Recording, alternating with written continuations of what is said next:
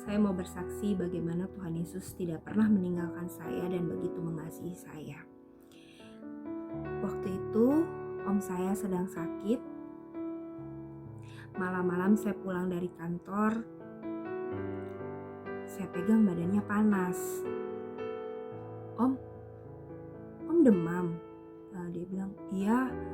Kemudian saya berikan paracetamol.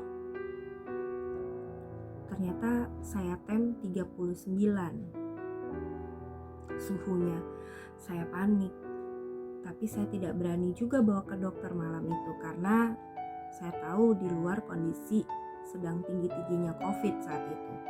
Bahkan saya dengar pun semua orang ditolak yang ke rumah sakit karena penuh rumah sakit. Jadi saya masih berusaha, om saya masih bisa di rumah. Saya minumkan obat paracetamol, dia turun panasnya. Saya berdoa, om kita berdoa yuk, kita berdoa. Kemudian dienakan. Paginya masih enak, sudah enakan, kemudian ada diare.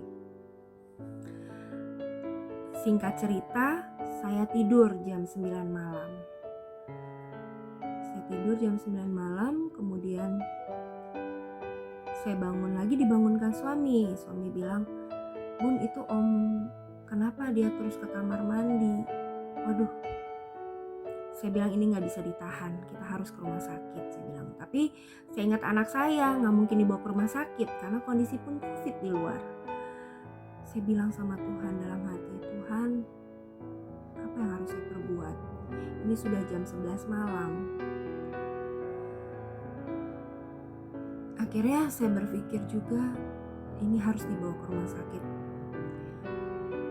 Jam 12 saya bilang jam 12 saya berpikir saya harus pergi. Saya bilang sama suami saya, jaga adek biar saya saja yang ke rumah sakit sama om. Saya panggil Grab. Akhirnya Grab pun datang. Kondisi om sudah sangat lemas. Kita menggendongnya ke mobil. Saya cari Grab. Kita sampai ke rumah sakit yang pertama. Baru sampai di lobi saya sudah ditahan oleh satpam. Ibu mau kemana? Saya bilang saya mau bawa om saya ke UGD. Tidak bisa bu, rumah sakit penuh. Kalau tidak terlalu parah lebih baik tidak perlu ke rumah sakit karena COVID sedang tinggi. Minum saja obat ini. Kalau misalnya masih sakit bisa berobat lagi ke rumah sakit ini. Saya terharu di situ. Saya bilang, Tuhan terima kasih sama Tuhan. Saya bisa bawa om saya ke sini dan tidak perlu masuk UGD karena di dalam banyak sekali pasien yang kita tidak tahu pasien tersebut COVID atau bukan. Akhirnya saya cari Grab lagi untuk saya pulang. Om saya lemas, dia tidak bisa jalan. Saya bilang, om saya pegang tangannya, om kuat, kita berdoa yuk, kita mau pulang. Saya berdoa. Saya bilang sama om saya, tunggu, saya panggil Grab. Akhirnya Grab datang, diangkat om saya ke mobil. Di mobil sudah pukul 1:30 jam 2 subuh mungkin ya.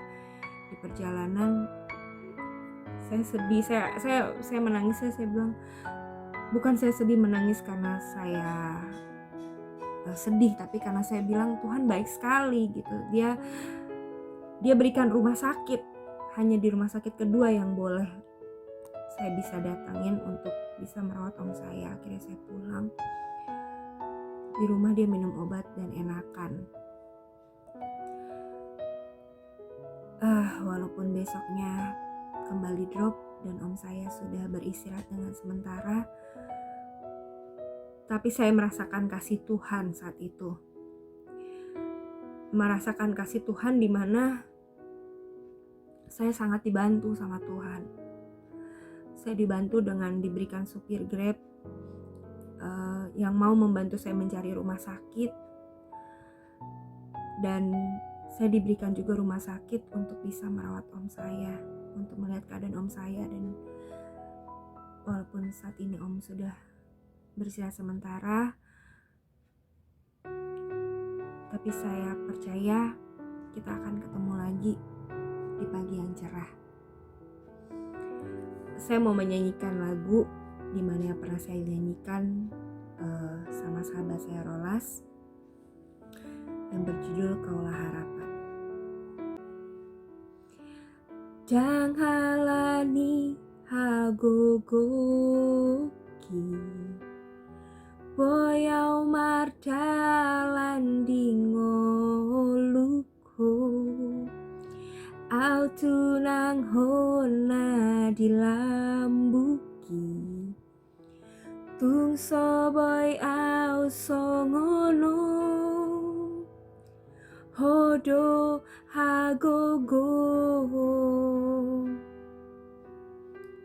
manuko diau hubereng bohim laus martangi angau mangido pangurupion diau sai tiop tangaku sai togu maau ai hodo Tuhan pargogo diau bukan dengan kekuatanku